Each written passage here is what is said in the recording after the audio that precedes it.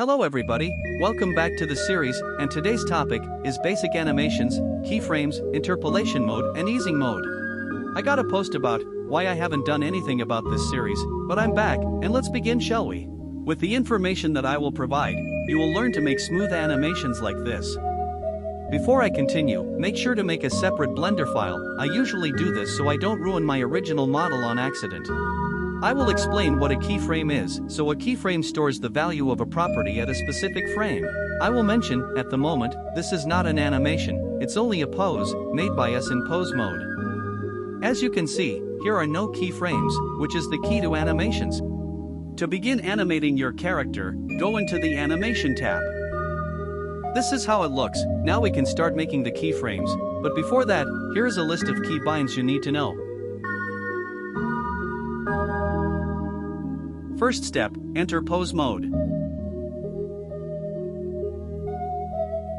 To create a keyframe, you need to select any bone you want, or even all of them, and press the key I. If you select one bone, it will make a keyframe for that bone only. If you select all of the bones, it will create for all of the bones.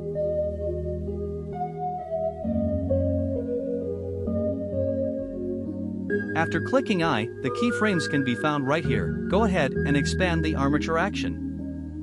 The keyframes can be copied, duplicated, even drag some keyframes out of it. You can move the keyframes freely by clicking and dragging them.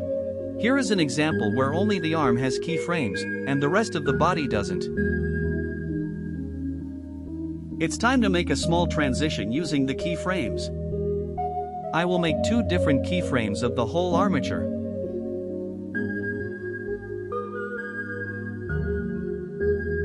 Now we need to reset the entire pose, so, to do that, select the whole armature, and press Alt plus G, Alt plus R and Alt plus S.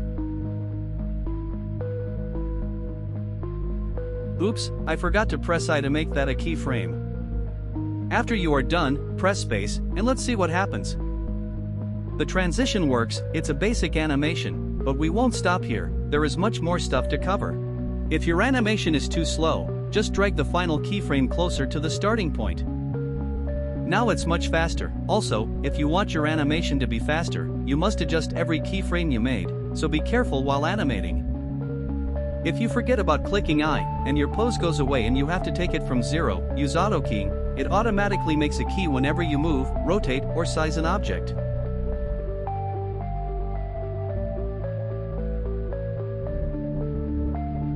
The things you can animate is the location, rotation, and the size of the bone, object, and other stuff.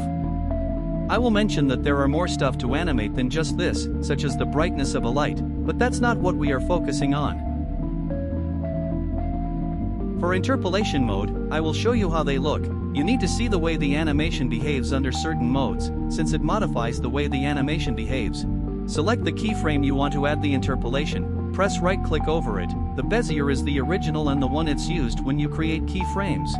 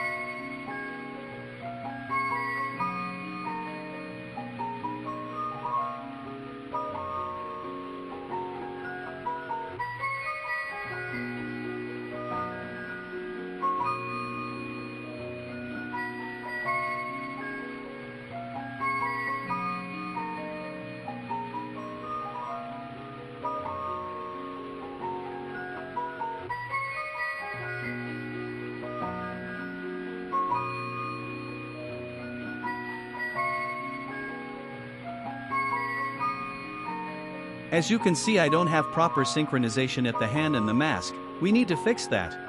From here, you can use auto keying, even I use it most of the time since I'm more focused on the animation than pressing the key I.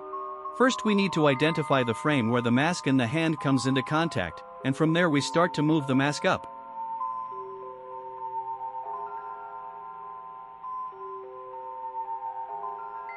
And we put that keyframe right there, and let's see what happens. As you can see, it looks a lot better than the first transition we had in the beginning of the video.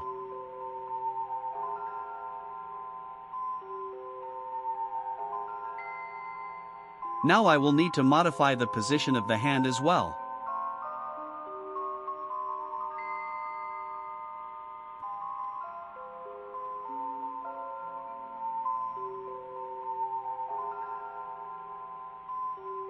Let's give him a first pose, since he is just sitting in a T-pose in the beginning.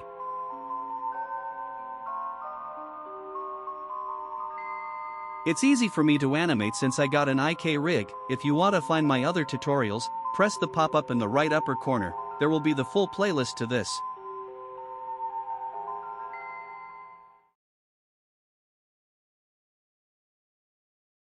I'd say we speed this up, animating does take some time.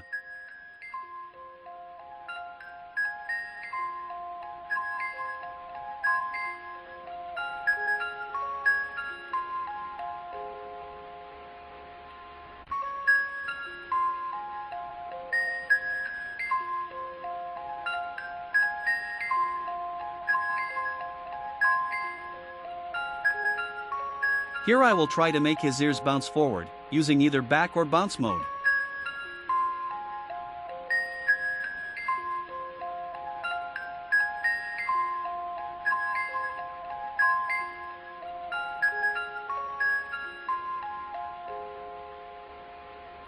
Let's try to use some interpolation modes to see which fits better for this.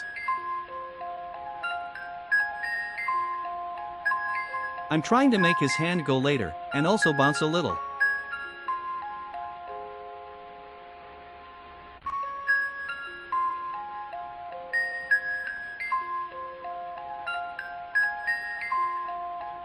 It's fine, but I still need to speed this up. In case that your animatronic makes you lag when playing, moving or animating, you can uncheck that box to imaginary delete the suit or the indo, it's your choice, in order to reduce the lagging. To bring your models back, simply check that box again. Another method is to check the box called Simplify and reduce max subdivisions to 0. It's time to speed this up, because it's still too slow.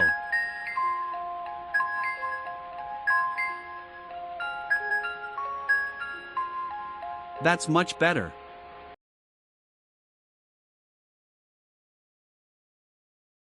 I will use the back interpolation on the mask too, in the section where it's moving upwards.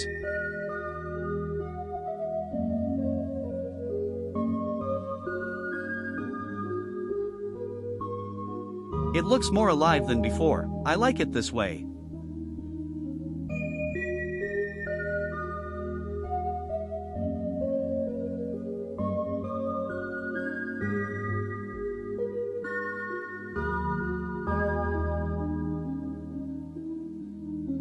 Let's do the same for his torso.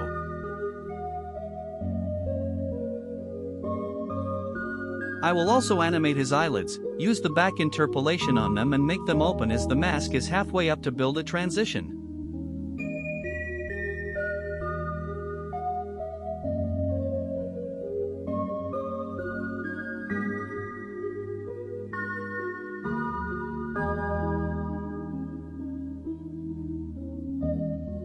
I will add the same interpolation to his jaw to give him a Funtime Freddy-like effect when his jaw and mask opens. It works perfectly, but we got one more thing to cover before we finish today's lesson.